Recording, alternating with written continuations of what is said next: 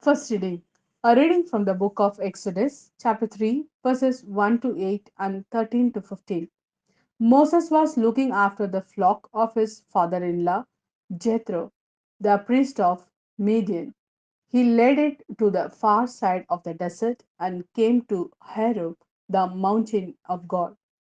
The angel of Yahweh appeared to him in a flame blazing from the middle of a bush.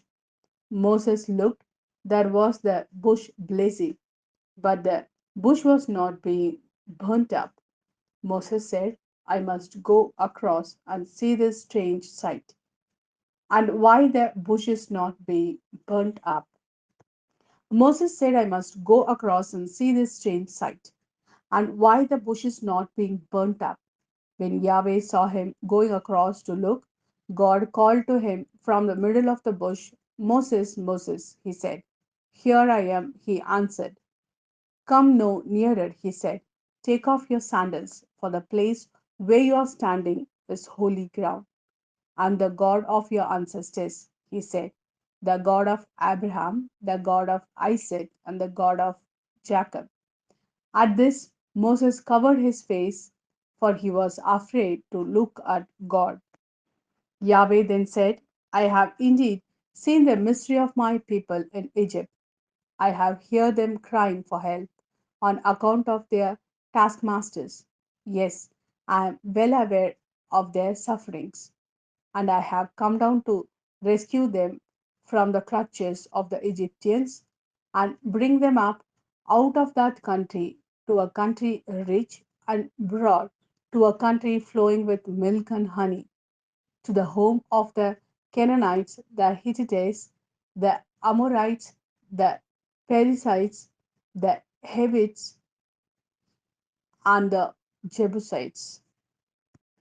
Moses then said to God, Look, if I go to the Israelites and say to them, the God of your ancestors has sent me to you, and they say to me, What is his name?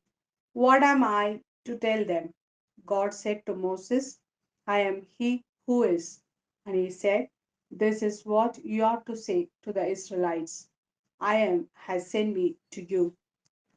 God further said to Moses, You are to tell the Israelites, Yahweh, the God of your ancestors, the God of Abraham, the God of Isaac, and the God of Jacob, has sent me to you.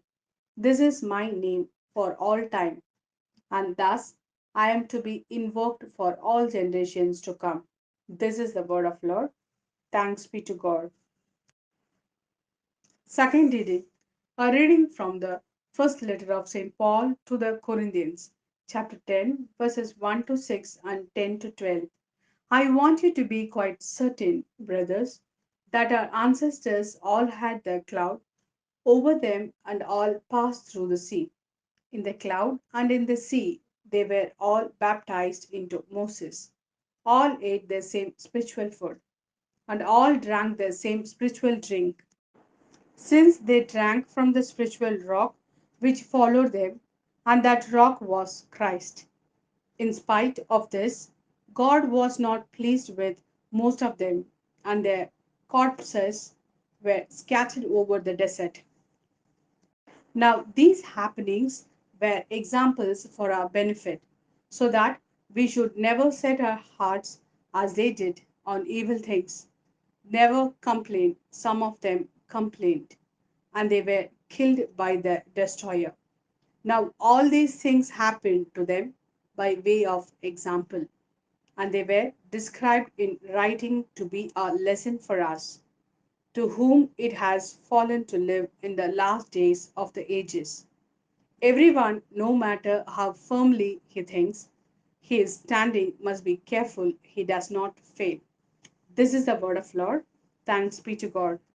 A reading from the Gospel according to Luke, chapter 13, verses 1 to 9. It was just about this time that some people arrived and told him about the Galileans, whose blood Pilate has mingled with that of their sacrifices. At this, he said to them, Do you suppose that these Galileans were worse sinners than any others, that this should have happened to them? They were not, I tell you. No. But unless you repent, you will all perish as they did. Or those 18 on whom the tower at Siloam fell, killing them all. Do you suppose that they were more guilty than all the other people living in Jerusalem? They were not, I tell you. No, but unless you repent, you will all perish as they did. He told this parable. A man had a fig tree planted in his vineyard, and he came looking for fruit on it, but found none. He said to his vinedresser, "For 3 years now I have been coming to look for fruit on this fig tree, and finding none, cut it down. Why should it be taken up to the ground?" "Sir," the man replied, "leave it 1 more year, and give me time to dig around it and manure it. It may bear fruit next year. If not, then you can cut it down."